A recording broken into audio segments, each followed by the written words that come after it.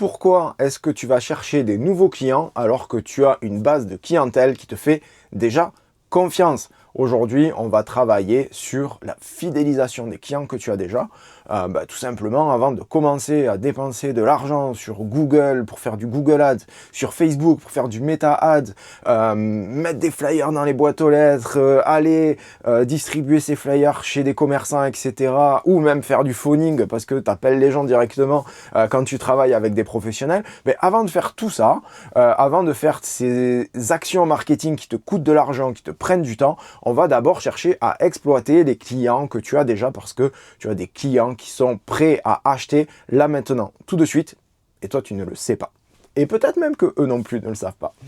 Si tu me découvres, c'est la première fois que tu tombes sur le podcast Paysapreneur, je te souhaite la bienvenue. Je suis Joël Arquier et depuis plus de 5 ans maintenant, j'accompagne les entreprises du paysage à structurer et développer leurs entreprises grâce à la méthode Paysapreneur qui est fondée sur les 4 piliers d'une entreprise rentable et pérenne, à savoir le marketing, la vente, la production et la direction. Quand tu travailles sur ces 4 piliers de manière coordonnée, eh bien, tu ne peux avoir qu'une entreprise rentable et au service de ta vie. Et c'est mon objectif à travers cet épisode et puis à travers également tout ce que je fais. Je te souhaite la bienvenue.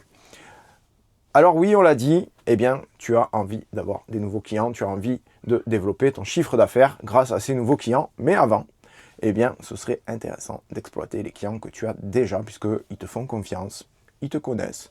Ils savent la qualité du travail que tu produis et donc ils ont déjà envie de travailler avec toi puisqu'ils l'ont déjà fait et ils attendent plus que tu leur proposes en fait de travailler avec toi, mais pour ça il faut leur donner les bonnes raisons. Donc aujourd'hui on va travailler sur les bonnes raisons que tu peux donner à tes clients pour les fidéliser, pour les transformer en ambassadeurs, pour que tu sois plus que le jardinier, plus que le paysagiste, mais vraiment la personne de confiance à qui on confie son jardin. Et quand tu as quelqu'un de confiance, tu donnes ses coordonnées, tu parles d'elle. C'est pas juste du bouche à oreille comme ça, c'est vraiment une action que tu fais régulièrement parce que tu as un contact avec cette personne, tu as un contact avec cet entrepreneur, avec cet artisan. Donc c'est ce qu'on va voir ensemble aujourd'hui, c'est comment on va établir ce contact-là pour que les clients ils aient envie de parler de toi, ils te recommandent, etc. Et que ça devienne aussi des ambassadeurs de ton entreprise et de ta marque. Alors on va travailler sur plusieurs choses. Le premier point, ce qu'il faut comprendre, c'est que souvent, le bouche à oreille s'active parce que tu travailles bien. Donc, comme tu travailles bien, ton bouche à oreille s'active. Alors oui, c'est un bon point, mais ce n'est pas suffisant. Il faut savoir que le moyen de te recommander, c'est pas uniquement la qualité de ton travail, c'est vraiment l'expérience qu'il y a autour de ça. Si tu travailles très bien, par exemple, mais je vais vraiment pousser le bouchon loin. Mais imagine que tu fasses un travail d'une qualité impeccable et que tu insultes littéralement tes clients. Vraiment, ils arrivent, tu les traites de tous les noms, tu leur jettes des trucs dessus. Mais qu'est-ce que tu travailles bien? Qu'est-ce que c'est pro? Ok. Est-ce que franchement, tu vas avoir des clients qui te recommandent? Non. Pourquoi? Parce qu'il n'y a pas que la qualité du travail qui compte. Il y a toute l'expérience client qui se crée autour de cette activité, qui se crée autour de cette qualité du travail que tu fournis.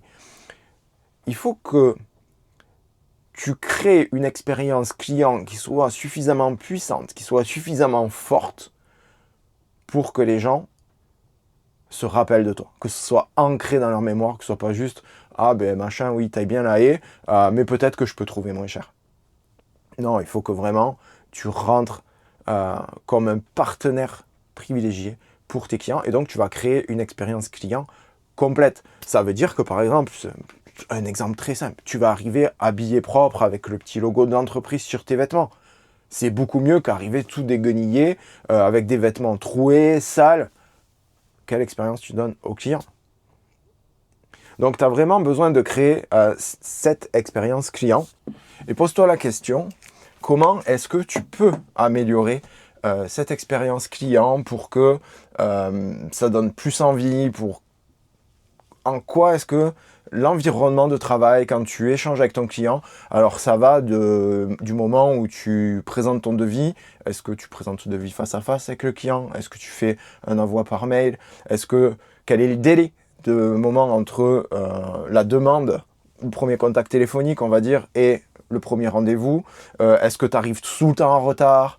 Quel est l'état de ton véhicule? Comment est-ce que tu es habillé? Bref, vraiment, tout ce que voit le client, tout ce que ressent le client. Le but, c'est vraiment de créer quelque chose d'émotionnel où le client se dit « Waouh, ça c'est pro, ça c'est une vraie entreprise, là, il m'écoute, on comprend, j'ai envie de travailler avec ces gens-là parce que c'est pro. » C'est aussi, au moment où tu délivres ton chantier, est-ce que tu laisses tout crade? Est-ce qu'il y a du matériel qui traîne?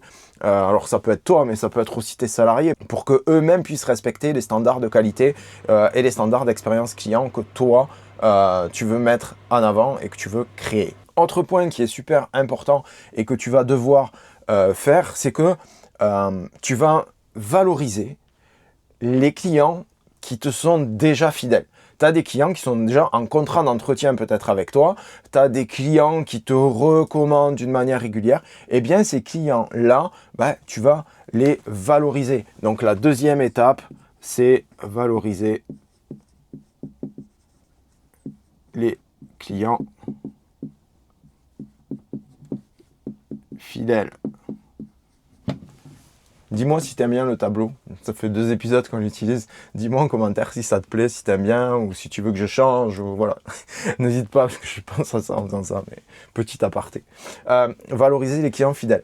Donc ça veut dire quoi? Qu'est-ce que tu vas mettre en place? Tu vas mettre un programme de clients fidèles. On ne traite pas tous les clients de la même manière. Et les clients qui te sont fidèles, qui sont des clients de qualité, avec qui tu t'entends bien, alors c'est pas juste que la fidélité, il faut aussi que le contact se passe bien, enfin vraiment le client vraiment premium, eh bien tu vas leur donner une priorité. Ça peut être quoi? Ça peut être un programme de fidélité, ça peut être des avantages qui lui sont réservés, comme par exemple une priorité sur le planning, des clients que tu appelles avant la saison pour leur dire, voilà, on prépare les travaux pour le mois prochain, vous m'aviez sollicité, est-ce que vous voulez qu'on recale le planning? Vous êtes prioritaire parce que vous avez un accès privilégié, etc. Est-ce que parce que un client, par exemple, aussi, qui peut être en contrat d'entretien, moi, c'est ce que je faisais quand j'avais mon entreprise où je faisais beaucoup d'entretiens, ce qu'on faisait, c'est que les clients qui étaient en contrat, donc ça veut dire vraiment qui étaient forcément fidèles puisqu'ils avaient signé un contrat, et bien dès qu'il y avait des prestations ponctuelles, comme il y a eu par exemple la semaine dernière, il y a eu une tempête, et bien ces clients-là étaient forcément prioritaires pour dégager les arbres, etc., suite à la tempête. Pourquoi? Parce qu'ils sont fidèles, parce qu'ils te connaissent et parce que tu es un partenaire privilégié. Et nous, on se positionnait en tant que, pas juste exécutant d'une tâche, le jardin il est sale, on le nettoie. Non, on se positionnait en tant que partenaire pour le jardin. Et donc, ces clients-là, ils étaient prioritaires. Donc ça, c'est une chose qu'il faut aussi mettre en place, c'est de ne pas traiter tous les clients de la même manière et accepter qu'il y ait des clients qui soient prioritaires et que ces clients prioritaires, ces clients VIP, ces clients fidèles, tu les appelles comme tu veux, mais que ces clients-là, eh bien, ils sachent qu'ils sont prioritaires. Parce que toi, tu peux les traiter comme prioritaires, mais si eux ne le savent pas, tu vas pas en faire des ambassadeurs spécifiquement. Pour eux, ce service est normal. Donc, il faut leur dire, waouh, vous êtes en contrat, vous avez un accès prioritaire à nos services. Troisième phase que tu peux mettre en place, c'est de créer la surprise. On aime tous les cadeaux, on aime tous les surprises. Quand on nous fait un cadeau, quand on nous fait une surprise, on se souvient. Quand c'est pas attendu, hein. Quand c'est attendu, bon, des fois, ça passe. Mais quand on nous surprend, eh bien, on s'en souvient. Et donc, pour que tes clients se rappellent de toi, eh bien, il faut les surprendre. Donc, ça veut dire que on va créer une émotion. On va pouvoir, par exemple, leur offrir un petit cadeau. Alors, tu vas pas leur acheter une voiture, d'accord? Mais tu peux offrir un petit cadeau, par exemple, à tes clients fidèles. Pourquoi pas leur offrir un bon d'achat dans le restaurant local? Pourquoi est-ce que tu n'offrirais pas des bulbes à planter en l'hiver pour que au printemps ils fleurissent? Et si eux travaillent, évidemment, tu connais tes clients, il faut qu'ils aiment un peu jardiner, mais pourquoi est-ce que tu ne ferais pas ce genre d'action qui te permettent de fidéliser et de rester ancré dans la mémoire de tes clients moi, pour ma part, d'une manière inattendue, et pas à la période, mais d'une manière inattendue, je pouvais offrir occasionnellement des végétaux supplémentaires avec un beau packaging ou une jolie boîte de chocolat artisanale pour dire aux clients, voilà, vous avez de la valeur pour moi, vous comptez pour moi, et j'ai envie de vous le dire. C'est pas, recommandez-moi, je vous offre un truc, non, c'est juste, vous comptez pour moi, j'ai juste envie de vous le dire, quoi, tout simplement. Et donc, je vous offre ça, parce que ça me fait plaisir. C'est des choses qui cartonnent. Je t'assure que les clients, ils ont vraiment envie de ça et personne ne le fait. Quand tu réfléchis, il n'y a aucune entreprise autour de toi qui le fait, je te promets. Mets ça en place, tu vas voir, les gens, ils vont te recommander. Maintenant, il y a un truc aussi qui marche bien, et là, c'est plus de la technique, mais tu dois aussi le travailler, c'est ce qu'on appelle la preuve sociale.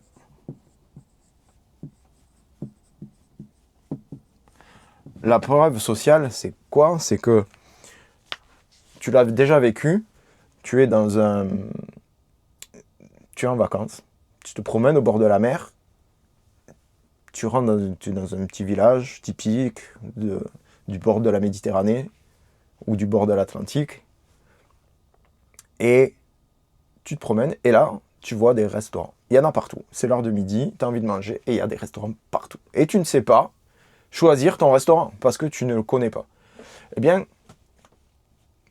tu vas faire un truc standard, même si tu as vu les avis Google, même si, peu importe, tu vas faire un truc basique qu'on fait tous. Qu'en regardant les restaurants, tu vas aller naturellement vers le restaurant qui est le plus rempli. Pourquoi? Parce que si tu vois plein de monde, tu te dis que c'est forcément là où on mange bien. Et les restaurants qui sont vides, tu te dis que s'ils sont vides, ils ont un problème. Donc tu vas aller naturellement vers les restaurants qui sont remplis. Eh bien, tes clients, ils font pareil. Mais comment est-ce qu'on peut dire que ton entreprise, elle est remplie? Comment est-ce que tu peux donner cette impression avec ton entreprise?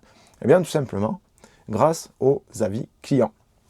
Et aux avis, notamment Google, qui sont les plus simples à demander, c'est les avis Google. Donc, tu ne peux pas partir d'un chantier sans avoir demandé un avis Google. Qui plus est, si on fait un petit aparté vraiment technique, aujourd'hui, Google valorise les fiches établissements qui ont des avis réguliers, et évidemment des bons avis, mais des avis réguliers. Plus tu as d'avis réguliers, plus ta fiche établissement, monte. Donc, on a mis ça en place avec un client dernièrement. Il a demandé des avis Google à ses clients à lui. Il a eu besoin de 4 ou 5 avis, je crois, et vraiment pas eu beaucoup. Et boum, tout de suite, les appels ont commencé à arriver. Pourquoi? Sa fiche établissement est montée. Alors, actuellement, à l'heure où on se parle, début 2026, eh bien, c'est quelque chose qui est mis en avant par Google. Donc, demande des avis clients d'une manière systématique. Mets-le en place, il y a des procédures pour ça, il y a des qui fonctionnent très bien parce que des fois on le demande et puis le client ne le remplit pas et souvent je dis mais demande des avis Google, ouais mais le client il remplit pas. Oui mais on a moyen quand même de le faire remplir et une fois qu'il remplit c'est bon pour toi, c'est bon pour lui parce que aussi lui en remplissant un avis Google il s'engage, il dit publiquement l'entreprise elle est bonne, ce paysagiste il est bon, ce jardinier il est bon, il le dit publiquement donc par un biais qui s'appelle le biais de cohérence. Il ne va pas aller appeler un concurrent derrière. Il va aussi se dire, tiens, si je vais laisser un avis pourquoi je changerai? Pas de souci. Donc, demande des avis Google. Et un avis qui n'est jamais demandé et qui est ultra puissant, qu'on voit surtout dans d'autres domaines d'activité et qui n'est vraiment jamais fait en paysage et que tu devrais faire, c'est des avis vidéo. Tu fais une vidéo de ce que tu as réalisé ou de ce que tu as taillé. Si tu fais, ça marche pour le jardin, enfin pour l'entretien de jardin comme pour la créa, ça marche pour tout le monde. Tu fais ta vidéo et le client dit, voilà, j'avais un problème, j'arrivais pas à ci, j'arrivais pas à ça. Grâce à l'entreprise X, eh bien mon jardin est bien entretenu ou maintenant on a un espace à vivre, etc. en fonction des besoins. Mais demande des avis vidéo. Pourquoi? Parce que derrière, tu peux les intégrer sur les réseaux sociaux, sur YouTube, sur ton site internet et d'avoir 5, 10 avis de personnes qui montrent leur jardin et qui disent « Ouais, j'étais embêté, je savais pas comment faire, mais ils ont résolu mon problème. » C'est ultra puissant et donc ça va faire l'effet restaurant où tu vois du monde, tu as envie d'y aller, quoi. C'est tout, c'est pas plus compliqué. Donc vraiment, demande des avis de toute forme que tu veux, mais demande des avis. 5e chose qui va aider à transformer tes clients en ambassadeur, à les fidéliser, à activer le bouche-oreille, à faire tout ce que tu veux, appelle ça comme tu veux.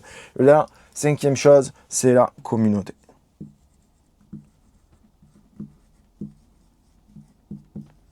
Tu as besoin de créer une communauté. Pourquoi tu as besoin de créer une communauté?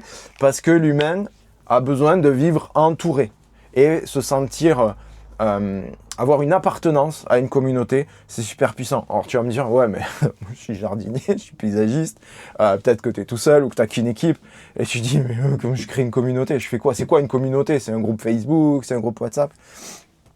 C'est bien plus que ça. Une communauté, c'est vraiment des gens qui ont ton information d'une manière privilégiée, qui ont un accès à toi d'une manière privilégiée et qui se sentent appartenir à cette communauté. Donc ça veut dire que par exemple, tu peux créer une communauté avec une base email où tu vas envoyer des newsletters à tous tes clients en disant ben, vous êtes membre de la communauté ou de l'entreprise avec le nom de ton entreprise et à ce titre, vous recevez une newsletter tous les mois ou tous les 15 jours avec des conseils que les autres n'ont pas. Les autres n'ont pas ces conseils-là. Mais vous bénéficiez de l'accès à cette expertise-là et vous êtes membre privilégié. Donc, on va revenir un peu sur le VIP, l'expérience client. Mais là, on va parler vraiment communauté.